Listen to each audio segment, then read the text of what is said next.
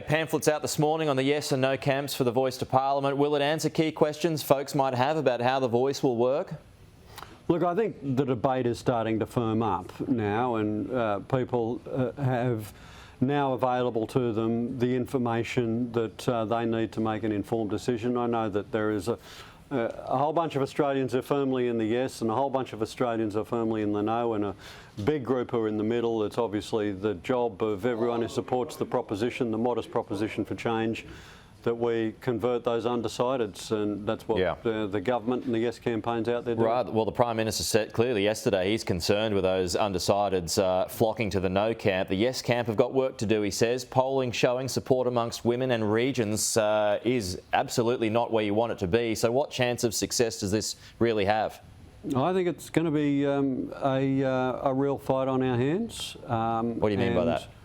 I don't think that anyone can take this for granted, Pete. I think we've got a real contest on here, and so there should be a contest for any proposition to alter our constitution. But this is important stuff, recognising First Nations people, 65,000 years of occupation, ownership and belonging to land, and setting up a standing consultative body to advise government. Modest but important. And I just pose this: how will we feel the day after if this goes down, and what are we going to look like to the rest of the world? Many countries have already done exactly the same thing as what Australia is proposing to do with their First Nations communities. Okay. And I dare say, as a nation, we'll feel a little bit ashamed if we miss this opportunity, and I don't want that to happen. The problem is, though, people have questions about the makeup of the body. You know, those answers haven't come yet. Where those powers will extend to, and also whether or not it's vulnerable to court action. I mean, the problem is those questions haven't been answered. Action? Can I deal with the court action? That's just nutso stuff, mate.